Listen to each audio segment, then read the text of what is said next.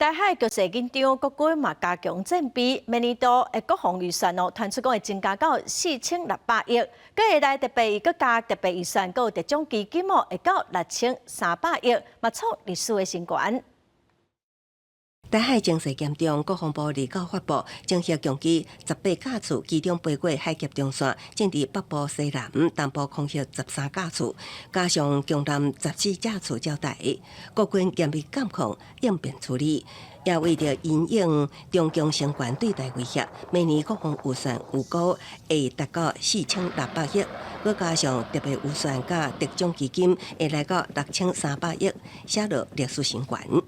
我们国防预算呢，必须在2024-25年达到付款的高峰期，在2026年、2027年以后，台湾度过了付款的高峰期，手腾空来，那我们还可以再进行相关的军事投资。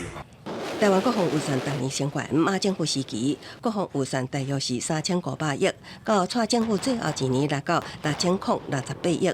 赖政府接手，和国防预算占 GDP 比维持2.5%。另外，空军6架 E2K 预警机负责侦索任务，特别达到受限，面临消息性上悬的飞机，无法度升级。空军有意买更较新型的 E2D 预警机。今年环太平洋军演公司新闻，伫夏威夷直接看到 E2D 停伫美军함南卡尔文森号，配备先进雷达，侦索半径达到550公里。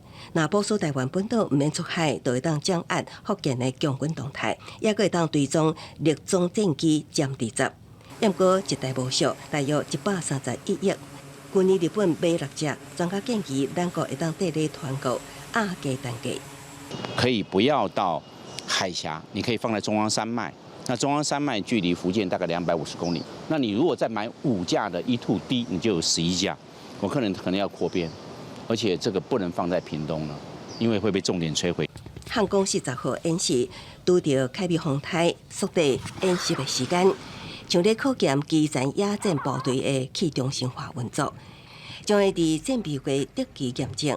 另外，模拟中共无人机进还，外界认为应该加强反制作为，火炮无实施加装机动部署，恐惊真歹防范强军的空袭。记者综合报道。